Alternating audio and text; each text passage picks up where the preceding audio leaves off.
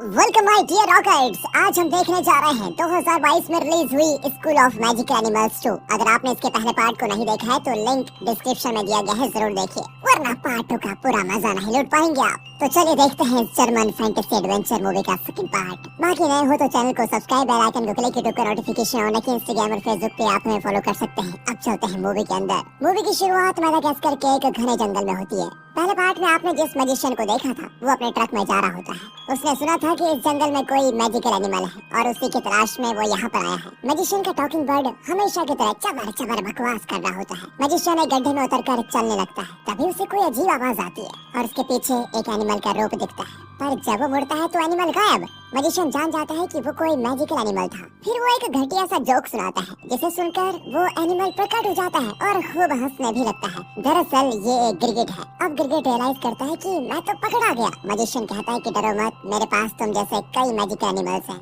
गिरगिट खुश होकर कहता है कि यार मैं इस जंगल में अकेला पड़ गया था, मेरे कोई दोस्त नहीं है, इसलिए मैं तुम्हारे साथ चलने को तैयार हूँ। मुझे तो बस फ्रेंड से मतलब है। ये कहकर वो बड़े चाव से मैजिशियन के हाथ पर चढ़ जाता है। मैजिशियन उसको लेकर चल देता है और यहाँ कट करके मूवी का title school of magical animals 2 डालकर होती है मूवी शुरू। अगले सीन में हम एडा के घर को देखते हैं जहाँ उसका मैजिकल पेट यानी फॉक्स खिड़की के बाहर देख रहा होता है। फिर वो एडा के बेड पर आता है जहाँ पर वो सो रही होती है। इतने में दरवाजे पर आवाज को सुनकर फॉक्स टॉय बन जाता है। एडा का बर्थडे है तो उसकी माँ उसे विश करने आई है। वो कैंडल से डेकोरेटेड केक लेकर एडा को उठाती है और उसे गले लगाकर बर्थडे विश करती है। माँ के जाते ही फॉक्स फिर से नॉर्मल हो जाता है और एडा को बर्थडे विश करता है। लेकिन एडा को तो जोई के विश का इंतजार है क्योंकि उसे जोई पर क्रश है। वहाँ जोई भी प्रैक्टिस कर रहा होता है कि वो एडा को बर्थडे कैसे विश करे। इतने में आने में कुछ लेटर्स नजर आते हैं। उसमें लिखा होता है कि तुम्हें जल्द ही एक मैजिकल एनिमल मिलने जा रहा है। ये देखकर जोई बड़ा खुश होता है। एडा यहाँ फॉक्स को लेकर स्कूल जाती है, लेकिन जब कोई पास आता है तो फॉक्स छुप जाता है। दूसरी ओर अना नाम की लड़की को दिखाते हैं। ये उस गर्ल्स गैंग की मेंबर है जो पहले पार्ट में एडा को बुली करते थे। अना को एक पोस्टर दिखता है जिसमें लेटर्स रीअरेंज करके रखे होते हैं। उसमें लिखा है कि तुम्हें स्कूल ऑफ मैजिकल एनिमल्स में सिलेक्ट किया गया है और जल्द ही तुम्हें एक मैजिकल पेट मिलने वाला है। अना को विश्वास ही नहीं होता। तभी बैनी एज यूजुअल अपने स्केटबोर्ड का कंट्रोल खोकर अना से टकरा जाता है और उसका कछुआ भी गिर जाता है। अना उसे उस पोस्टर के बारे में बताती है तो बैनी और कछुआ कहते हैं उसमें ऐसा कुछ नहीं लिखा, लगता है तुम पागल हो गई हो। ये कहकर दोनों चले जाते हैं। तभी अना की गैंग आती है और उनकी लीडर जिसका नाम हेलन है, अना उससे भी पूछती है कि ये क्या चीज है, पर वो अपना बैग अना को पकड़ा देती है और कहती है पोस्टर आंकना बंद करो और मेरे बैग क्लास में लेकर आओ। स्कूल में सभी एडा को बर्थडे विश कर रहे होते हैं। अना भी उसे विश करना चाहती है लेकिन हेलन उसे मना कर देती है। फिर सभी क्लास पहुंचते हैं तो उनकी क्लास टीचर यानी मैरी आती है। मैजिशियन का टॉकिंग बर्ड भी आ जाता है जिसको देखकर बच्चे बड़े खुश हो जाते हैं कि आज बाकी लोगों को भी मैजिकल पेट्स मिलेंगे। तभी वहाँ पर मैजिशियन भी आ जाता है। उसको देखकर तो बच्चों की खुशी का कोई ठिकाना ही नहीं होता।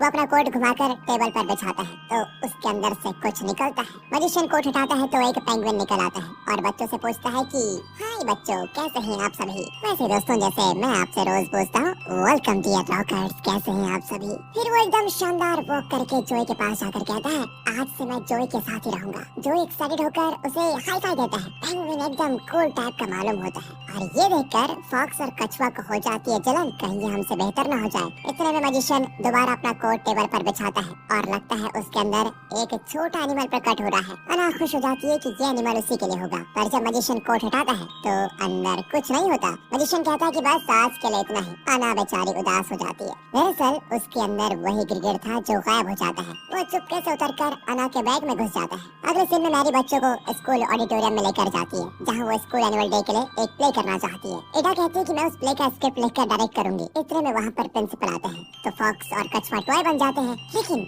अपना पेंगुइन चेंज नहीं होता। जोई उसकी पीठ पर लात मारकर कहता है कि अबे तुझे अलग से बोलना पड़ेगा क्या। तब जाकर पेंगुइन टॉय बन जाता है। प्रिंसिपल आकर सभी को एक स्क्रिप्ट देता है जो कि एक हिस्टोरिकल प्ले है। वो कहता है कि ये हमारे स्कूल का 250th एनिवर्सरी है, इसलिए तुम्हें यही प्ले करना है। इस सिटी का कलेक्टर ही नहीं बल्कि प्रेस वाले भी यहाँ कर फंक्शन में भाग लेंगे। मैरी कहती कि सर हम तो एक बहुत ही इंटरेस्टिंग प्ले करने जा रहे हैं जिसमें एक अकेली प्रिंसेस ने कई पायरेट से लड़कर उन्हें भगा दिया था। पर प्रिंसिपल कहता है कि ये कहानी सच्ची नहीं है, इसका कोई प्रूफ भी नहीं है, इसलिए तुम मेरा दिया हुआ प्ले प्रैक्टिस कर लो। जब प्रिंसिपल चले जाते हैं तो सारे मैजिकल एनिमल्स नॉर्मल हो जाते हैं। बच्चे प्रिंसिपल का स्क्रिप्ट नहीं करना चाहते क्योंकि वो एकदम बोरिंग प्ले है। मैरी कहती है हम वही करेंगे जो पहले डिसाइड कर चुके हैं। ये कहकर सभी प्रिंसिपल के स्क्रिप्ट्स को कचड़े के डब्बे में डाल देते हैं। हैं। अब हेलन कहती है कि मैं उस प्रिंसेस का रोल करूंगी, पर इडा कहती है कि इस स्क्रिप्ट को मैंने लिखा है और मैं ही इसकी हीरोइन बनूंगी। हेलन पूछती है क्या कोई इडा को हीरोइन के रूप में देखना चाहता है, और सभी डर के मारे चुप रहते हैं। देखा, सब चाहते हैं कि मैं इसकी हीरोइन बनूं। ये कहकर वो इडा से स्क्रिप्ट छीन लेती है। शाम को इडा के बर्थडे पार्टी सेलिब्रेशन में सब एंजॉय कर रहे होते हैं। पेंगुइन भी उछल कूद कर रहा होता है। दरअसल पेंगुइन दूसरे मैजिकल एनिमल्स की तरह बिल्कुल नहीं है। वो किसी से डरकर टॉय नहीं बनना चाहता, बल्कि हमेशा अपनी ओरिजिनलिटी को दिखाना चाहता है। हेलन देखती है कि जोई और इडा क्लोज हो गए हैं और उसे भी जलन होती है। वो किसी भी तरह इन दोनों को अलग करना चाहती है। फिर वो अना को बुलाकर अपना बैग उसे देती है और कहती है कि कल मेरा भी होमवर्क करके लाना, समझी? और तुम तो अच्छी सिलाई कर लेती हो ना, तो प्ले के लिए मेरा प्रिंसेस ड्रेस भी तुम ही बना कर लाना, समझी? इस तरह उसको ऑर्डर देकर हेलन चली जाती है। अना को हेलन की नौकरानी बनकर रहना बिल्कुल भी पसंद नहीं होता, लेकिन इन 3 फ्रेंड्स के अलावा उसकी और कोई फ्रेंड्स भी तो नहीं होती, इसलिए उसे हेलन की हर बात माननी पड़ती है। उस रात वो होमवर्क कर रही होती है तो वो उस प्ले का स्क्रिप्ट देखती है जिसकी एक कॉपी इडा ने सबको दे रखी होती है। उसमें इडा ने प्रिंसेस के लिए एक सॉन्ग भी लिखा था। अना को वो बहुत ही पसंद आता है और खुद प्रिंसेस की तरह उसे गाने लगती है। उसकी सुरीली आवाज को सुनकर गिरगिट प्रकट होता है। वो अना को बताता है कि मैं ही तुम्हारा मैजिकल पेट हूँ, मैं जब चाहूँ गायब भी हो सकता हूँ और रंग भी बदल सकता हूँ।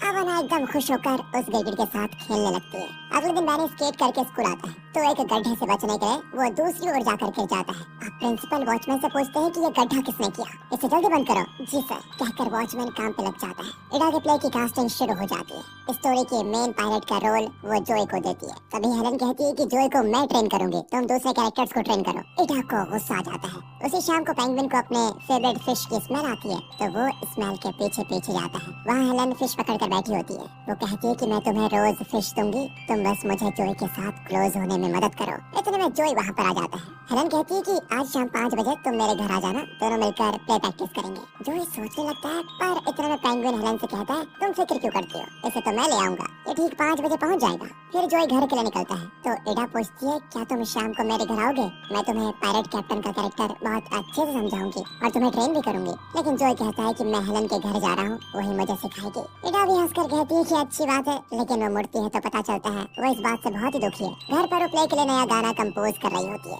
दूसरी ओर हेलन और जोई मजे से प्ले की प्रैक्टिस कर रहे होते हैं। इस पेंगुइन को देखिए, हेलन के दिए हुए फिशेस को बिरयानी की तरह कैसे चबा चबा कर खा रहा है। वहाँ अना और बैनी अपने घरों में प्ले के लिए जरूरी चीजें तैयार कर रहे होते हैं। अगले दिन स्कूल में प्रिंसिपल वॉचमैन पर चिल्ला रहे होते हैं कि कल एक गड्ढा बंद किया तो आज इतने सारे गड्ढे कहाँ से पैदा हो गए, मैं क्या जानूं सर, जरूर रात को कोई गड्ढा खोद कर गया होगा। दोस्तों, पार्ट 1 में आपने देखा कि किस तरह जोई अपने पेरेंट्स का ध्यान अपनी ओर आकर्षित करने के लिए स्कूल की चीजें चुराकर जगह जगह स्माइली बनाकर रखता था। लेकिन इस पार्ट में ये मिस्टीरियस गड्ढे कौन खोद रहा है? प्रिंसिपल भी इस बात से परेशान होते हैं और वॉचमैन को रात में स्कूल की पहरेदारी करने के लिए कहते हैं। जोई और बैनी अपने अपने रोल्स को प्रैक्टिस कर रहे होते हैं। इतने में प्रिंसिपल के आने की खबर आ जाती है तो सभी जल्दी में एक कचड़े के डब्बे से उनका दिया हुआ स्क्रिप्ट उठाकर हाथ में रख लेते हैं और उसे प्रैक्टिस करने की एक्टिंग करते हैं। इन्हें हिस्टोरिकल प्ले प्रैक्टिस करते हुए देखकर प्रिंसिपल भी खुश हो जाता है। जब वो चले जाते हैं तो वो फिर पायरेट्स वाला प्रैक्टिस करते हैं। दरअसल इडा ने अपनी क्रिएटिविटी से उसमें एक सीन लिखा था जिसमें एक फैल्कन बर्ड पायरेट्स के साथ लड़ता है।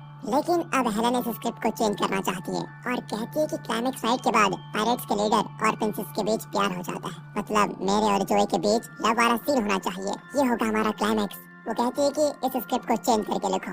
इडा इस पर बहुत गुस्सा होकर चली जाती है। फॉक्स उसके पास बैठ जाता है। इन दोनों को देखकर गिरगिट अना से कहता है तुम प्रिंसेस बनो या ना बनो, लेकिन प्लीज मेरे लिए वो गाना गाओ जो उस दिन तुमने गाया था। वो हाथ जोड़कर विनती करता है। लगता है भारतीय गिरगिट है दोस्तों। पहले तो अना मना कर देती है, लेकिन गिरगिट की जिद के आगे उसे गाना ही पड़ता है। तभी गिरगिट अपनी जेब बाहर करके खिड़की खोल देता है। अना की सुरीली आवाज को सुनकर इडा और फॉक्स खिड़की से झांकते हैं। एन वक्त पर गिरगिट गायब। जब वे चले जाते हैं तो गिरगिट ताली बजाकर कहता है वाह कितनी मधुर आवाज है तुम्हारी। फिर इडा प्ले के सारे कैरेक्टर्स को बुलाती है और कहती है कि प्रिंसेस कैरेक्टर के लिए मैंने सबका ऑडिशन किया था, लेकिन अना का ऑडिशन नहीं किया। पर आज मुझे पता चला कि अना की सुरीली आवाज प्रिंसेस कैरेक्टर के लिए बहुत सूट करेगी। अब हेलन अना से लड़ने लगती है तो इडा कहती है तुम दोनों को एक चैलेंज दिया जाएगा और जो बेटर परफॉर्म करेगा उससे ही प्रिंसेस का रोल मिलेगा। दोनों चैलेंज एक्सेप्ट कर लेती है और दोनों बहुत अच्छा करती है। वोटिंग की जाती है तो टाई हो जाता है क्योंकि जोई वोट नहीं करता। इडा पूछती है तुम किसे वोट करोगे तो जोई कहता है मेरा वोट हेलन को जाता है। इस तरह प्रिंसेस का रोल मिल जाता है हेलन को। अब इडा को जोई से चिढ़न होने लग जाती है।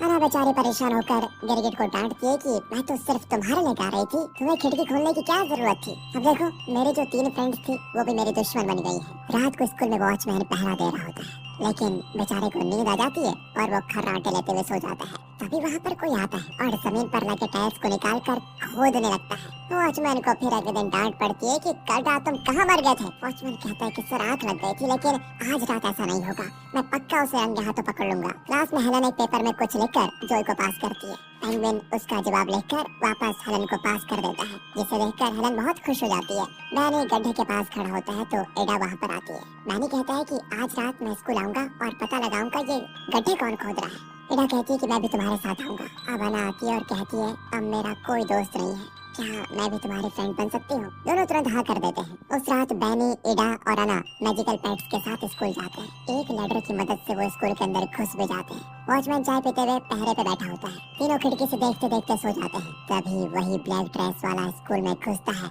जिसे देखकर मैजिकल पेट्स इन तीनों को जगा देते हैं। वो ब्लैक ड्रेस वाला दूसरी जगह जाकर मिट्टी निकालने लगता है। लगता है ये किसी खजाने की तलाश में है और आज वो उसे मिल गया है। इसी बीच जहाँ पर गिरगिट आकर फॉक्स को डरा देता है और सभी मिलकर वहाँ की चीजों को गिरा देते हैं। आवाज सुनकर वॉचमैन जाता है और चेयर के साथ ही गिर पड़ता है। तभी वो उस ब्लैक ड्रेस वाले को देख लेता है और उसके चेहरे पे टॉर्च मारता है। ये कोई और नहीं, इन बच्चों की क्लास टीचर मैरी है, जो रोज यहाँ आकर गड्ढा खोदती है। अगले दिन प्रिंसिपल मैरी से इंक्वायरी करते हैं, लेकिन वो कहती है कि मेरा हेयर क्लिप कहीं गिर गया था, उसी को ढूंढ रही थी। प्रिंसिपल जानते थे कि ये झूठ बोल रही है, इसलिए वो मैरी को नौकरी से निकाल देते हैं। ये देखकर बच्चे शॉक हो जाते हैं कि अब मैरी के बिना वे प्ले परफॉर्म कैसे करेंगे। क्लास के बाद हेलन अना को बताती है कि तुम एडा पर भरोसा मत करो, वो तुम्हें अपनी फ्रेंड नहीं मानती, बल्कि मुझसे बदला लेने के लिए उसने तुम्हें अपनी फ्रेंड बना लिया है। यहाँ जो एडा को अकेले में जाकर कहता है कि मैं तुम्हें बहुत पसंद करता हूँ। एडा पूछती है कि क्या हेलन तुम्हें पसंद नहीं है। जोई कहता है कि मैं तो सिर्फ इस प्ले के लिए उससे मिलता हूँ, वरना मुझे वो जरा भी अच्छी नहीं लगती। ये सुनकर एडा खुश हो जाती है और दोनों किस करने जाते हैं। तभी ऊपर खड़े मैजिकल पेट्स कहते हैं, ओए कब तक ऐसे खड़े रहने का इरादा है, कब तक किस करोगे तुम दोनों हैं? जोई और एडा हंसकर वहाँ से चले जाते हैं। अब बच्चे कंफ्यूज होते हैं कि हम अब एडा का प्ले करें या प्रिंसिपल का वो बोरिंग प्ले। तब जोई आकर कहता है कि हमने आज तक जिसकी प्रैक्टिस की थी हम सब मिलकर वही करेंगे, यानी एडा का प्ले। ये सुनकर बाकी बच्चे मोटिवेट हो जाते हैं। यहाँ वॉचमैन उस आखिरी गड्ढे को बंद कर रहा होता है जो कल रात मैरी ने खोदा था, लेकिन वो मिट्टी डालता जाता है पर गड्ढा बंद नहीं होता। फिर वो उस होल पर एक प्लेट रखकर मिट्टी से उसे बंद कर देता है। एनुअल डे फंक्शन का दिन भी आ जाता है और सारी तैयारियां हो जाती हैं। प्रिंसिपल अपनी स्पीच प्रैक्टिस कर रहे होते हैं। जोई की क्लास के दो स्टूडेंट्स प्रिंसिपल के रूम का लैंडलाइन वायर कट कर देते हैं और दरवाजे पर एक लैडर लगा देते हैं, जिससे कि दरवाजे का नॉब खुल ना पाए। जब प्रिंसिपल दरवाजा खोल नहीं पाता तो वो किसी को कॉल करने की कोशिश करता है, लेकिन फोन वायर तो कट हो चुका है। शो से पहले हेलन फोन लेकर बाहर जाती है और किसी से बहुत देर तक बात कर रही होती है। वो उसी जगह पर खड़ी होती है जहाँ पर मैरी ने आखिरी बार गड्ढा खोदा था। वॉचमैन ने उसे बंद जरूर किया था, लेकिन उसने जो प्लेट रखा था वो टूट जाता है और हेलन अंदर गिर जाती है। अंदर से वो एक टनल की तरह होता है। लगता है इस जगह पर कई ट्रैप्स हैं। एक जगह पर वो कदम रखती है तो अचानक उसके पैर को एक रस्सी फंस जाती है। हेलन उल्टी लटक जाती है। यहाँ एनुअल डे फंक्शन में इनका प्ले स्टार्ट हो चुका है। अब एडा प्ले की हीरोइन यानी कि हेलन को ढूंढती है, पर जब वो नहीं मिलती तो अना से कहती है कि प्रिंसेस का ड्रेस तुम पहन लो, आज की हीरोइन तुम ही हो। अपना फेवरेट कैरेक्टर प्ले करने के लिए अना इनकार थोड़ी ना करती, वो खुशी से मान जाती है। इसी बीच हेलन के दो फ्रेंड्स बाहर जाकर देखती हैं तो गड्ढे के पास हेलन का फोन पड़ा होता है। दोनों तुरंत जाकर अना को बताती है तो वो कहती है कि शायद वो गड्ढा ठीक से बंद नहीं हुआ, हेलन उसके अंदर गिर गई होगी। इतने में एडा आकर कहती है कि अगले सीन में तुम्हारी एंट्री है, पर अना कहती है कि हेलन तो गड्ढे में गिर गई है, हमें उसे बचाना होगा। ये कहकर वो बाहर भागती है तो बैनी भी उसके पीछे भागता है। दोनों एक रोप की मदद से टनल के अंदर जाते हैं। गिरगिट भी अना के पीछे चला जाता है। यहाँ पायरेट्स वाला प्ले जोरों शोरों से चलता है और जोई बहुत ही अच्छा परफॉर्म कर देता है। अब तक प्रिंसेस की एंट्री हो जानी चाहिए थी, लेकिन प्रिंसेस का ड्रेस तो अना पहनकर चली गई, इसलिए एडा कोई और ड्रेस पहनकर अलग ही डायलॉग्स बोलने लगती है। ना जोई की कुछ समझ में आता है, ना ही ऑडियंस की। गड्ढे में बैनी और अना मिलकर हेलन को नीचे उतारते हैं तो हेलन अना को डांटती है कि मेरा प्रिंसेस ड्रेस तुमने क्यों पहन के रखा हुआ है। कहते कहते वो एक वायर पर पैर रख देती है और तभी ऊपर से भारी पत्थर उनकी ओर गिरते हैं। एन वक्त पर अना हेलन को धक्का देकर बचा लेती है। वो हेलन को बताती है कि मैं तुम्हारी जगह नहीं लेना चाहती थी, वो तो तुम गायब हो गई थी, इसलिए मुझे ये ड्रेस पहनना पड़ा। लेकिन स्टेज पर जाने से पहले मुझे पता चला कि तुम गड्ढे में गिर गई, तो मैं तुरंत यहाँ भागी चली आई। अना का ये सेल्फलेस कैरेक्टर दोस्तों आपको पसंद आया हो तो वीडियो को लाइक जरूर कीजिए। हेलन रोने लगती है कि अपना फेवरेट कैरेक्टर मिलने के बावजूद तुम उसे ठुकरा कर मुझे बचाने आ गई, थैंक्स यार। ये कहकर वो अना को गले लगा लेती है। मैंने देखता है कि वहाँ कई पुरातन चीजें रखी हुई है। ये लोग जो पायरेट्स प्ले कर रहे थे उसके बारे में भी कई बुक्स वहाँ पर होती हैं, यानी कि ये कोई काल्पनिक कहानी नहीं, सच्ची कहानी है। मैंने कुछ पुरातन चीजों को उठा लेता है। अपने कमरे में बंद प्रिंसिपल देखता है कि मैरी और मैजिशियन स्कूल के अंदर जा रहे हैं। वो जान जाता है कि सारी मुसीबत की जड़ यही दोनों है। वो एक कर्टेन की मदद से खिड़की से नीचे आ जाता है। यहाँ बैनी, अना और हेलन टनल से निकलकर बैक स्टेज पहुंच जाते हैं। अना कहती है कि मैं ड्रेस उतार देती हूँ, तुम इसे पहनो और स्टेज पर जाओ। लेकिन हेलन कहती है कि नहीं, ये रोल तुम्हारे लिए ही बना है। मैं तो यूं ही जिद कर रही थी, अब तुम जाओ और अच्छा परफॉर्म करो। अना भी स्टेज पर जाकर अपना गाना गाती है और एक शानदार परफॉर्मेंस देती है। ऑडियंस उसे बहुत चीयर करती है और अना एकदम खुश। अब क्लाइमेक्स फाइट के लिए वे पर्दा डालकर स्टेज को सेट कर रहे होते हैं। इडा ने बड़े चाव से फैल्कन बर्ड वाला ये सीन लिखा था, लेकिन फैल्कन बर्ड का मॉडल गलती से गिरकर टूट जाता है। अब इडा परेशान हो जाती है कि अब ये सीन हम कैसे करेंगे। जोई कहता है कि हम पेंगुइन को यूज करेंगे, उसे तो लोगों के सामने जाने से डर नहीं लगता और ये दूसरा मैजिकल एनिमल की तरह टॉय नहीं बनना चाहता। फिर क्या था, वह पेंगुइन को फैल्कन बर्ड का भेष पहना देते हैं। प्रिंसेस और पायरेट्स के बीच घमासान लड़ाई होती है, जिसमें फैल्कन बर्ड प्रिंसेस की मदद करता है। आखिर ये प्ले शानदार तरीके से खत्म होता है, बिल्कुल वैसे ही जैसे इन लोगों ने एक्सपेक्ट किया था। और इस बच्चे को खूब अप्रिशिएट करती है। इतने में प्रिंसिपल अंदर आ जाते हैं। प्रेस वाले उन्हें घेर लेते हैं और कहते हैं, आपके स्टूडेंट्स का ये ड्रामा सच में बेहतरीन था,